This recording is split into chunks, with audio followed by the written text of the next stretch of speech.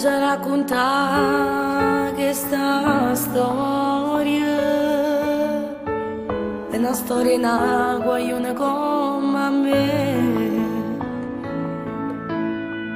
Ma suonava per un amore e una famiglia. Non sta dormendo in coppia, non vuole così. E chi lo guaglione ca forse non sa ma che uno spizio ovvero l'ha fatto spogliare perché compagni suoi ci dicevano non si capace a farla innamorare. E quanta volta si regala di nanoliette rose con chi lo guaglione, ma tu dicevi che era vita tua e non pensava a tutte sti poesie e mo ti trovo sotto sti coperti come te gelata.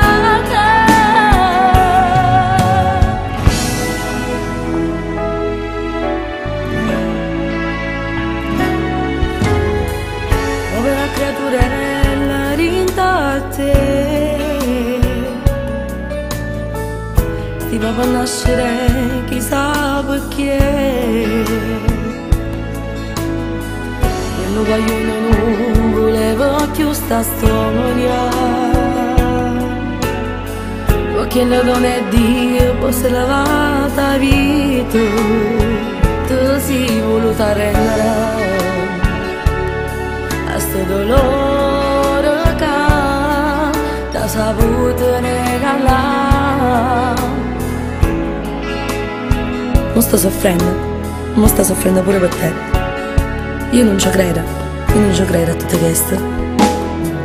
Quanta volta si regala di nanoliette rose con chi lo guaglione, ma tu dicevi che era vita tua e non pensava a tutte sti poesie e mo ti trovo sotto sti coperti come te gelata.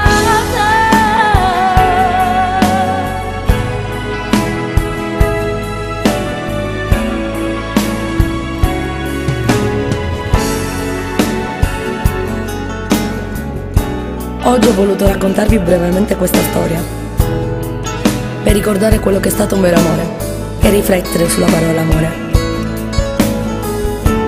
Oggi il mio pensiero va a quella ragazza che ormai non c'è più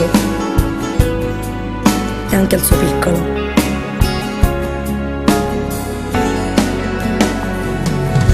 E quanta volta si regala di nanoliette rose con chi lo guaglione, ma tu dicevi che era vita tua e non pensava a tutte sti poesie e mo ti trovo sotto sti coperti